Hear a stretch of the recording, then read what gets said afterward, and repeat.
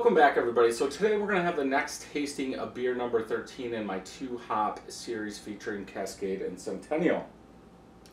Small gallon batch, 1.25 gallons going into the fermenter. And with this series, I wanted to take 2 classic hops that pretty much anybody could get for cheap and just see what we could make. Now, most of these beers, or I would say all these beers, are 10 months old or older. And I mentioned this a couple times in the other videos. When I first started this series and reviewing them, some people commented, hey, let's see what they taste like after a year, save some. And I'm like, there's no way I'm going to be able to, save these for a year. But we've done that. I think maybe the oldest one is probably 14 months old. I don't know if I finished that one or if there's another one, but yeah, so this is about 10.5 months old. So we'll just keep going. Back then, last year when I started this small batch grind, I would say I was bottling 7 of each one, so I would have them because I thought it would be pretty cool to review one every single month for 7 months and just see how it changed. But with the grind of making these, usually I have between 4 and 5, 4 and 6 going all the time. Like right now, I know at one point in the video I said, okay, we need to move on to different hops because I'm done with Centennial and Cascade. Well, right now it's picking time for hop growers, and I have 3 varieties this year. I pulled my Cascade out at the beginning, but right now I'm also brewing some wet hop beers to do. So much for getting away from Centennial and Cascade. At least I'm back to Centennial, and I'm going to brew probably 10 different beers wet hop, so I need to get them done soon before they go bad. I will dry them and we'll have them, and we're going to do some other stuff with them, but for the most part I'm going to be brewing with Centennial for a while. So for the grain bill, 2 pounds 4 ounces of 2-row. Then for the hop schedule, 1 hour boil, 0.25 ounces of Centennial at 60, 0.25 ounces of Cascade at 10, 0.25 ounces of Centennial at 5, Whirlpool at 170 for 15 minutes, 0.25 ounces of each. Then 3 days into fermentation, dry hop with 0.25 ounces of each. This was bottled on 9/27, 5.85% ABV. US-05 yeast was used. I have to say that now because I've been using a lot more yeast. So just so I can stay on track and you guys know what was used. Okay hiss, okay smoke on there. Hopefully this one's carved just like the last one. It looks like the bubbles are rushing a little bit more. We'll go ahead and pour this in here. We'll see if this one has a head. Looks like it's going to have a better one than the last one. And that's also one thing I'm trying to keep track of, which ones have a nice head, which ones don't. Like beer number 12 in this really didn't have a head. So is that due to carbonation, or is it the hop oils? Because in the last one, more Cascade was used, more Centennial was used in this. So is the hop oil lower to let those bubbles come through? I don't know. Is it the sugar? Is it the ABV? Is it the IBU? This one's higher in IBU, so we got ahead. Because for years and years and years, what I heard, hey, you want to head, use Carafoam or wheat. I've used that, and I still get different kinds of heads through every single beer. This one did use a big carbonation tablet, just one, just like almost every single one in this series. So some of them have had a head, some of them haven't. So comment down below if you know why some of them have had a head and some of them haven't, when all I'm doing is really switching the hops around. White head, eggshell white head on there, small and medium bubbles. Bubbles on the side are more spread apart, like bubble wrap. Finger of head, color, bright yellow in color, somewhat hazy, a little chill haze on there, but it is a little hazy. I can see the light box, I can see the outline of the bell sticker on the wall. Let's go ahead and smell.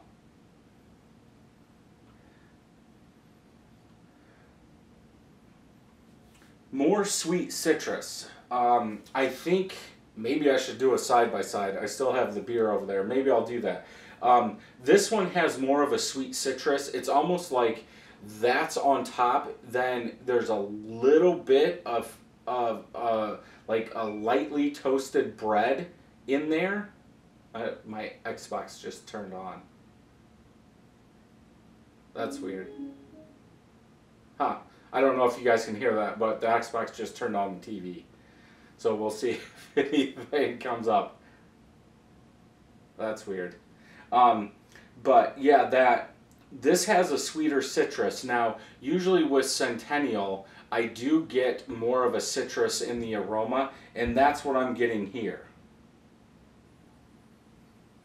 I mean, this is using more, so I would expect that, but there have been some where it's been used less and I still get more citrus. So it's just going to depend on what you like, to what maybe the amount wise what you put in more of. But yeah, that sweet citrus, and it's almost like it is aged usually in beers like this 10 months. You're going to get like a honey sweetness just from that malt. And that's almost what this smells like, but without the honey, just that sweetness in there. Then the malt, the lightly toasted bread is under it. Yeah, good smell. Let's taste.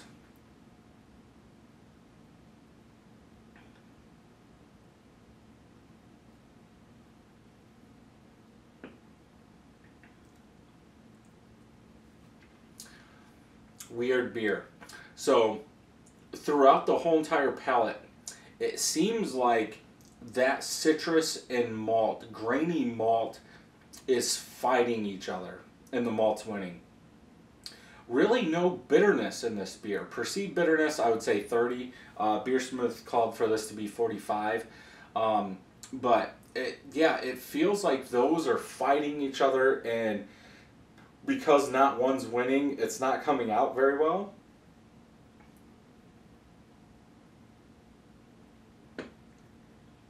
I would say, if anything, it's a little overcarb. It's like it's scraping my tongue. Yeah, the aftertaste is the same way. It's like a grainy malt citrus. Not very high, not very low. I would say like in the middle for a homebrew. There is some bitterness that's like creeping up over time. Maybe it's adding up as you drink it, so it's just getting bigger and bigger. It's a very weird taste.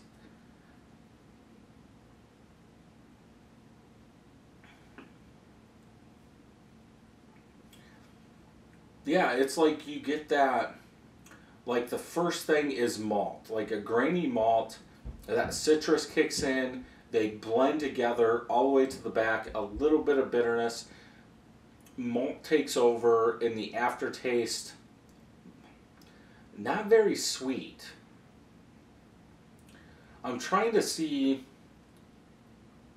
I don't really taste any floral. And I don't know if that's because of that grainy malt that's in there, so it's covering it up. Because you would think you would get some out of here. Most of the time in the taste for Centennial, I get more of a grapefruit rind bitterness, something like that, or citrus. I'm getting the citrus, I'm not getting the grapefruit at all in this. Yeah, man. I would say it's okay, it's drinkable, it's nothing to make 5 gallons of at all. But it's weird to me that in a lot of the other ones, so 9, 10, 11, and 12, did have a big bitterness component to them, and this one does not.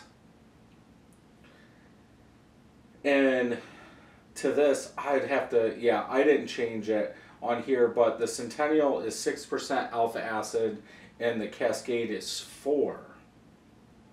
And I don't know why in the dry hop it set it at 10.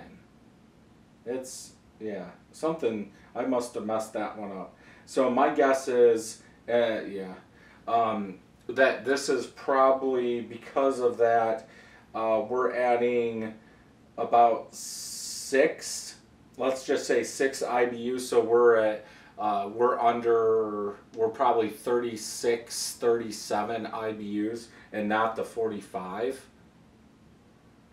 I, w- I would say 30. I think I said that before. I would go with about 30 IBUs in this one, so that's pretty close. But yeah, not one that I would make a 5 gallon batch of. But if you want to check out what it was like young, I'll put a playlist up here. Also, you can go to 31stbrewing.com and click on that recipe, and I'll have all the tasting notes from each tasting on there. So if you enjoyed this video, check some more out over here. And until next time, happy brewing.